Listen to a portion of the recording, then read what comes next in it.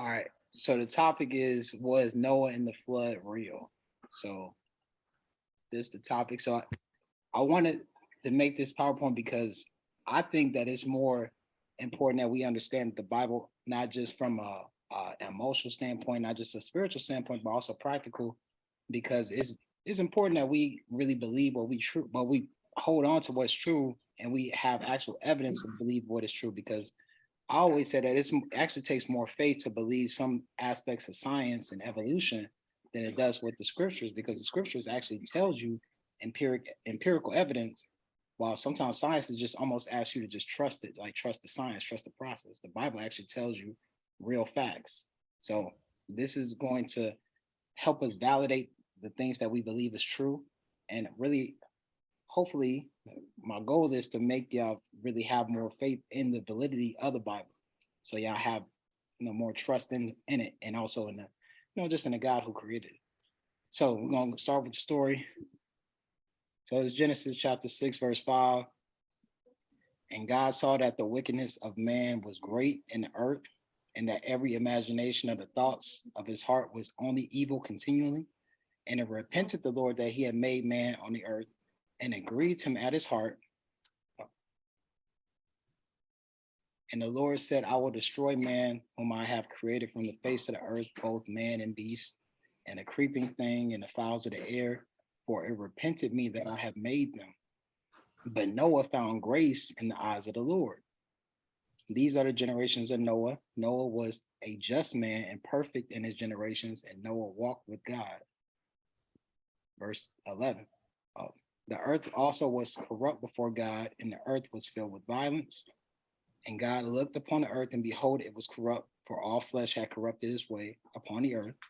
And God said unto Noah, the end of all flesh is come before me, for the earth is filled with violence through them, and behold, I will destroy them with the earth.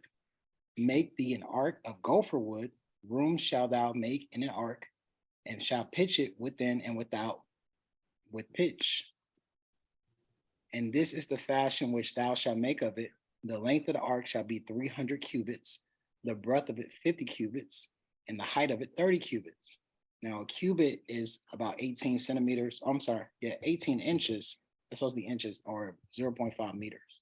All right. Verse 16, a window shalt thou make to the ark, and in a cubit shalt thou finish it above, and the door of the ark shalt thou set in the side thereof, with lower, second, and third stories shalt thou make it. And behold, I, even I, do bring a flood of waters upon the earth to destroy all flesh, wherein is the breath of life from under heaven, and everything that is in the earth shall die.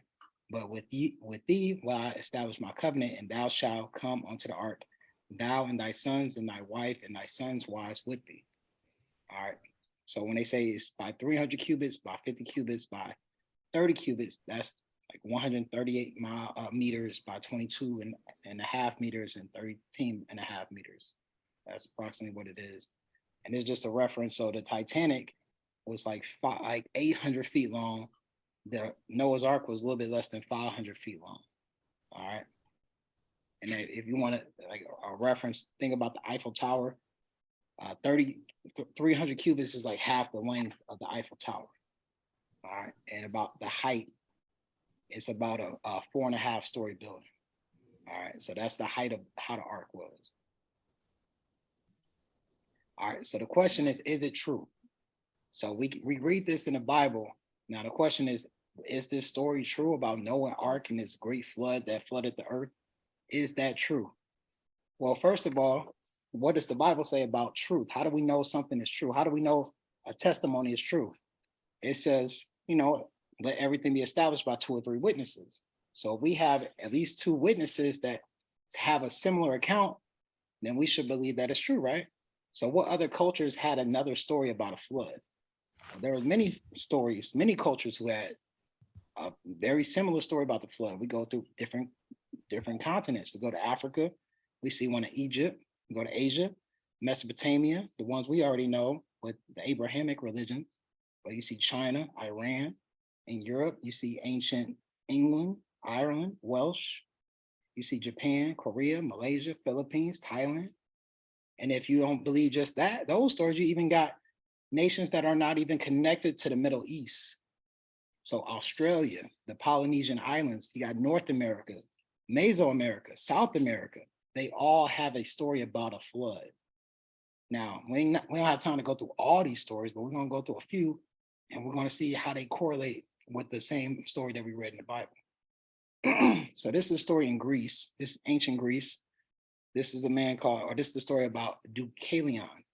So the Deucalion legend, as told by the Bibliotheca, has some similarity to the other deluge myths. When they say deluge, that means flood, such as the Epic of Gilgamesh, which Stephanie West writes was likely the source of this myth, the story of Noah's Ark in the Judeo-Christian telling, and the story of Manu's Ark in the Hindu, Buddhist, and Jain religion. The Titan Prometheus advised his son Deucalion to build a chest. All other men perished except for a few who escaped to the high mountains. The mountains of Thessaly were departed, and all the world beyond the isthmus of the Peloponnese were overwhelmed, and Deucalion and his wife Peria, after floating in the chest for 9 days and nights, landed on Parnassus. An older version of the story told by Hellanicus has Deucalion's ark landing on Mount Arthurus in Thessaly. Another account was him landing on a peak, probably Fuca in Argolis, later known as Nemea. When the rain ceased, he sacrificed to Zeus. Then at the bidding of Zeus, he threw stones behind him and they became men, and the stones of Peria threw became women. The Bibliotheca gives this as an etymology for Greek laos, which means people, derived from laos, means stone. The Megarians told the Megaris, son of Zeus, and a synth nymph escaped Deucalion's flood by swimming to the top of Mount Gorania, guided by the cries of cranes. So we see Greece has the same similar story of, the gods told this man of a flood and he got into an ark or a chest and he survived it. Let's read another story. This is from ancient America. This is Mesoamerica. This is a story of Huracan. All right, Huracan, Mayan language, means one-legged, often referred to as the heart of the sky, is a Quiche Maya god of wind, storm, fire, and one of the creator deities who participate in all three attempts at creating humanity. He also caused the great flood after the second generation of humans angered the gods. He supposedly lived in the windy mist above the floodwaters and repeatedly invoked earth until land came up from the seas. So even in middle America, the ancient Mayans had a story similar. The gods, the quote unquote gods, flooded the earth and he survived. Now let's go to Africa. All right, let's go to Egypt. All right, Egypt. Floods were seen as beneficial in ancient Egypt. And similar to the case with Japan, ancient Egypt did not have any cataclysmic flood myths, picturing it as destructive rather than fertile force. One flood myth, quote unquote, in Egyptian mythology involves the god Ra and his daughter Sekhmet. Ra sent Sekhmet to destroy part of humanity for their disrespect and unfaithfulness, which resulted in the gods overturning wine jugs to simulate a great flood of blood, so that by getting her drunk on the wine and causing her to pass out, her slaughter would cease. This is commemorated in a wine drinking festival during the annual Nile flood. So you may be thinking, okay, so the Egyptians, they don't really have a flood that really wiped out the water. They actually see it as, or they don't have a flood story that wiped out the earth. They see it as almost like part of a celebration. But let's go a little bit deeper into some of Egypt's culture. All right, so this is something called the Ogdoad. So the Ogdoad is an Egyptian mythology of called the Eightfold. All right, where 8 premortal deities worship in Hermopolis. So what is the Ogdoad? Let's go into that. Ancient Egypt's 8 water gods. For the Egyptians in the beginning, there was water. And the premortal waters were 8 gods called the Ogdoad, who came in pairs, a husband and wife, or a male and a female. These 8 gods are often shown as having the heads of frogs because they are water deities. However, there isn't more known about them except their attributes. So let's look at a couple pictures of this Ogdoad.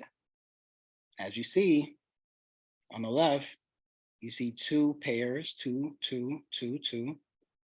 4 men, 4 women. That's the drawing. You see they have the half, they have the heads of frogs and they have the body of humans. Same right here.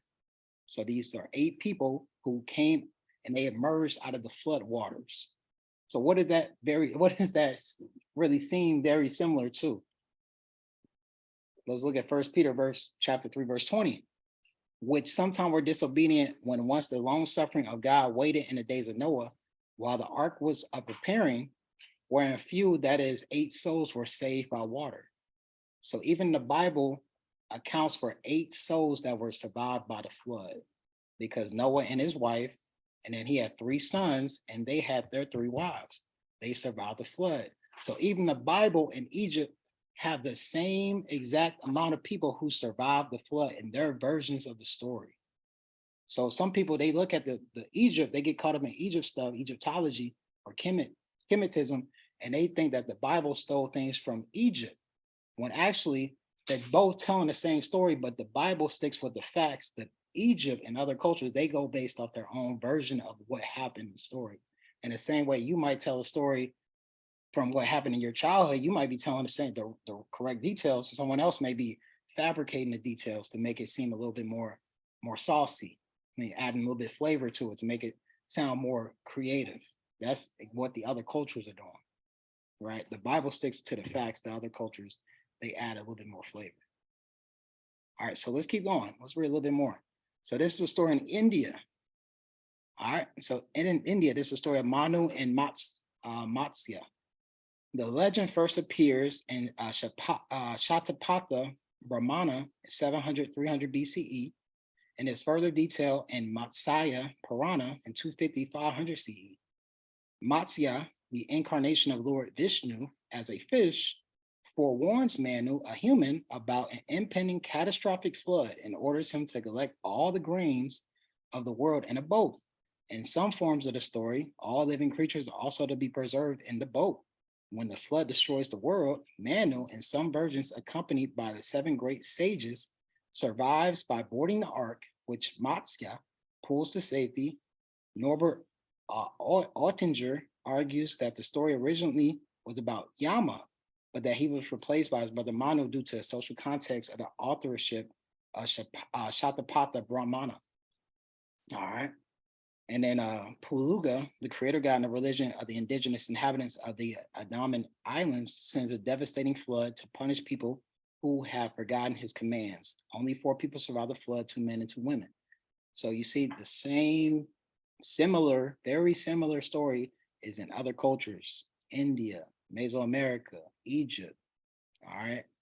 Now let's look a little bit into this Matsya character, who was the avatar of Vishnu. So Vishnu, if you read a little bit about Vishnu, you see that it's an entity that with blue skin, 4 arms, half man on the up, half fish at the bottom. This is honestly where we get the origin of the mermaid. All right, so this is some entity that they would describe as Vishnu. But Vishnu is known as the preserver within the Trimurti, the triple deity of the supreme divinity that includes Brahma and Shiva. Let's look a little bit into that. Matsya is the fish avatar of the Hindu god Vishnu. So Vishnu is known to have 10 avatars. So basically 10 different ways of becoming a person. And the first avatar was Matsya, which half man, half fish. Often described as the first of Vishnu's 10 primary avatars. Matsya is described to have rescued the first man Manu from a great deluge or great flood. And Matsya may be depicted as a giant fish, often golden in color, or anthropomorphically, with the torso of Vishnu connected to the rear half of a fish. And we see right there, this is a depiction of Matsya right here, half man, half fish, and he's carrying a bunch of babies of different races. I was gonna say, they're all telling the same story. All right, now let's go into the name of Noah. So we know in Genesis chapter 5, verse 28, Lamech, he lived 182 years and begat a son, and he called his name Noah, saying that this same shall comfort us concerning our work and toil of our hands because of the ground which the Lord has cursed. So Noah was destined to provide rest. That's why his name means rest. He was going to provide comfort or rest, and that's literally what his name means. So let's go into some of these the names of some of these other gods. So we already saw Vishnu means preserver, because Vishnu is actually a base of Noah. Is the cultures they started to worship Noah, but they created him in this version of like half man, half fish because he survived the waters. So what they would do is they would create, if you were like very talented in the water, they'd make you like half fish, or like the Egyptians, half frog, because you were able to survive in the water. Same thing if you were like really quick, they would say that you were like half cheetah, or they would depict you with like leopard skin, like things like that. So that's what the other cultures would do. So that's why Vishnu, that's the origin of Vishnu for people who don't know. And then we read about Deucalion. Deucalion, it literally means sweet new wine or must sweetness. Also means sailor, seaman, or fisher. So that's, his name represents something that's new, like a newness, and he's also depicted as a fisher because he is also, seen as someone who was able to manage the flood. He was seen as a sailor. He was able to, come about with something that was good that came out of this destruction, right? And then we got to the Mesoamerican Mayan god who was called Hurricane, and it says his name was changed to Hurricane when the Spanish explorers passed through the Caribbean. They picked it up and turned it into Hurricane, which remains as the Spanish word for hurricane today. So all these gods, so quote unquote gods, or these stories, all have some type of connection with the water, or something like that, with some version of the storm or the water, things like that. So I just want to show you that connection in regards how it is to Noah, because all these other cultures, they're actually telling a story of Noah just in their own version of the story. Now you may be asking, how does that happen? Well, the Bible tells us that too. We see that in the Tower of Babel. So in Genesis 11, verse 1, it says the whole earth was of one language and of one speech. And it came to pass as they journeyed from the east, they found a plain in the land of Shinar, and they dwelt there. And they said to one another, go to, let us make brick and burn them thoroughly. And they had brick for stone, and slime they had for mortar. And they said, go to, let us build us a city and a tower, whose top may reach into heaven. Let us make us a name, lest we be scattered abroad upon the face of the whole earth. And the Lord came down to see the city and the tower which the children of men built. And the Lord said, behold, the people is one, and they have all one language. And this they begin to do, and now nothing will be restrained from them, which they have imagined to do. Go to, let us go down, and there confound their language, that they may not understand one another's speech. So the Lord scattered them abroad from thence upon the face of all the earth, and they left off to build the city. Therefore is the name is it called Babel, because the Lord did there confound the language of all the earth. And from thence did the Lord scatter them abroad upon the face of all the earth. So that's what Babel. Babel means confusion. That's where we get the term Babel, like a baby's babbling, saying like nonsense. That's where we get that from. So that's why we know that after the flood, when people started to populate again, they were all one language. They all were one. So they all had this similar, story. But after the Tower of Babel, people started having their own language. They started developing their own separate cultures. They all told different stories in their own language. That's why every culture has a flood story just in their own version, because it all comes from the origin of the Tower of Babel, where they were scattered and they had a similar understanding where they came from, but they all had a different way of telling the story. All right. Just like if we all went to this grocery store, you went to the meat aisle, I went to the dairy aisle, you went to the frozen aisle, you went to the snack bar, and we come out and people say, where'd y'all go in the store? I say, I went here to here. People ask us to describe the store. We all have a different story about the store, but we all came from the same store. So because they all came from the same place, but now they have a different way of telling the same story. So they're all telling the same story. It's just the Bible is the only one that keeps the script the same. They keep it the most accurate. All right. At least that's what we believe to be true. All right. And then also, Romans 1 also talks about why they depicted these characters or these gods with half animal characteristics and half man characteristics. In verse 21, Romans 1, verse 21, because that when they knew God, they glorified him not as God, neither were thankful but became vain in their imaginations, and their foolish heart was darkened. Professing themselves to be wise, they became fools and changed the glory of the uncorruptible God into the image made like to corruptible man, to birds, and to four-footed beasts, and to creeping things. So man knew what was right. They knew that, based off the teachings of Noah, that God had saved them. But as they got older and became more populated on earth, they started to like, well, we don't believe in this, most high God, or Yahuwah. We don't believe in this God. We're going to say that Noah saved us, and we're going to depict Noah as this, or we're going to depict Ham as this. We're going to depict Japheth as this. All right. It was only Noah and his descendants from Shem. They kept it, to the best of their ability. When they got to Abraham, that's when he started to really relearn the ways that it was intended to be. All right. But it was only through the line of Shem that it was actually kept in the same place. But they started to, as the Bible says, they started to change the truth of God into a lie and worship this and serve the creator more than the creator, who is blessed forever. Amen. So, all right, let's keep going.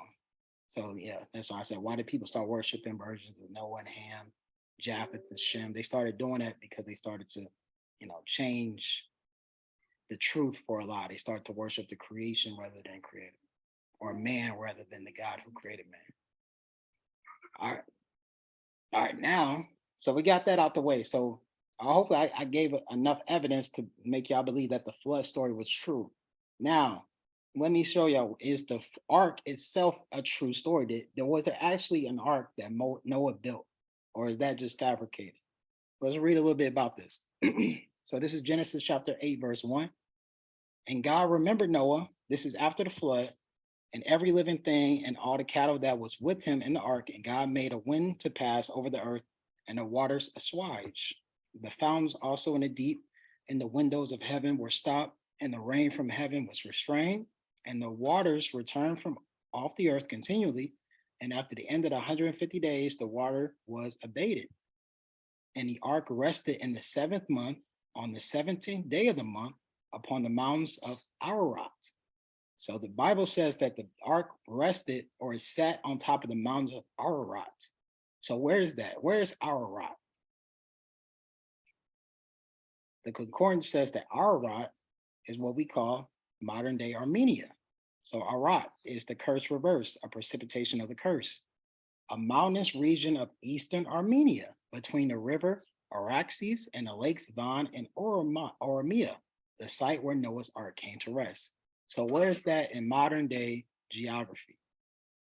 That's right there. That's east of Turkey. That's north of Iraq. That's south of basically the Central Asia. That's this mountain right here. Right there. Right there. This is East Armenia. So let's see if this is actually true. Do we have any geological evidence that this was actually where Noah's Ark rested? So archaeologists claim to have found true location of Noah's Ark. This article, this was published in October 2021. This is just a few months ago, y'all. The discovery was made using advanced 3D scans of an area of eastern Turkey believed to be the location of Mount Ararat, the mythical resting place of Noah's Ark, as described in the book of Genesis.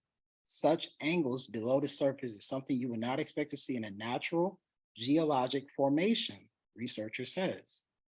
Has the true location of Noah's Ark finally be ascertained? Archaeologists claim to have found a giant shape in the Turkish mountains that matches the shape and dimensions of the iconic biblical craft, but geologists insist that the mountainous formation is simply that, a rock.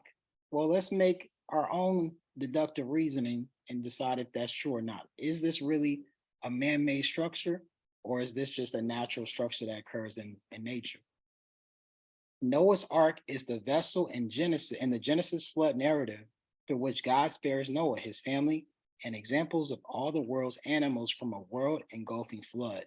The story is repeated in various forms in dozens of ancient cultures depicting massive floods, but for the most part, geologists and historians find the Genesis flood myth irreconcilable with the modern understanding of fossil records of the planet's age.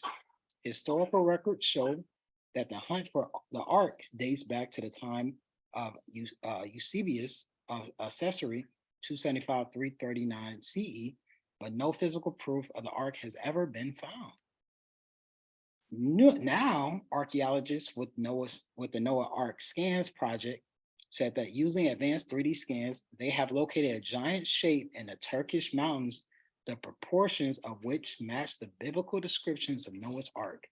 The discovery was made in the Durapinar site on Mount Tinderek in eastern Turkey, the area believed to be the location of Mount Ararat, the mythical resting place of Noah's Ark as described in the book of Genesis. And this is what they saw based off a drone or based off a satellite. They see this is actually on top of one of the mountains right here. And I say this is a real drone picture of the top of a mountain in our East Armenia. So Wow. what they see. And they measured it using their technology. They were able to measure this type of shape of the top of that mountain. So let's read what does this say? Researcher Andrew Jones and lead scientist Dr. Fethi Amat Yuskel of the Department of Geophysical Engineering, Applied Geophysics Department of Istanbul University told British media that 3D scans of the area discovered a formation of the exact length of the ark, detailed in the Bible as being around 150 meters or 300 cubits in biblical terms. Now, when we read it in Genesis 6, it said that the Bible, they said they wanted the ark, the Most High wanted the ark to be 300 cubits long. And I said like a cubit is about 18 inches. If you convert that, that's about 160 meters. So they measured it. They said this was about 150 meters. That's pretty close. Such parallel line and right angles below the surface is something you would not expect to see in a natural geologic formation, but these results are what you would expect to see if this is a man-made boat, matching the biblical requirements of Noah's Ark. Jones was cited as saying by several media outlets. Still, geologists say that the formation first unearthed around 50 years ago is just a simple rock formation.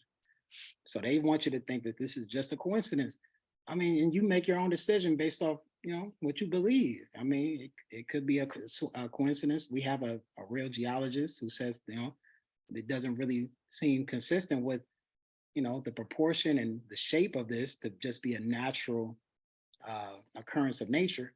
But, that's just based off, what you think.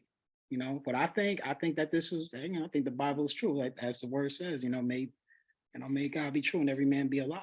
So it's like, as we see, just the Bible really validates itself. That's why it's like, it takes less faith to believe in the Bible than it actually does to trust in real science, because you have to actually put a lot of investment mentally to hold up a lie. It actually takes less faith to believe the truth, because the truth is the truth. It's going to stand the test of time regardless.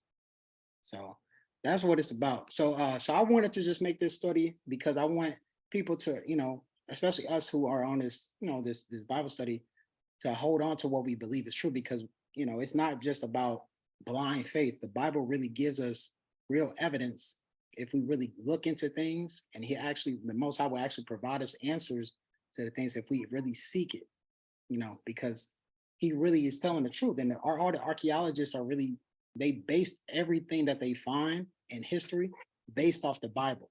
There are certain things they didn't think that certain locations actually existed until they actually looked at the Bible, and they looked at certain places like Mesopotamia, like Babylonia, like ancient Assyria.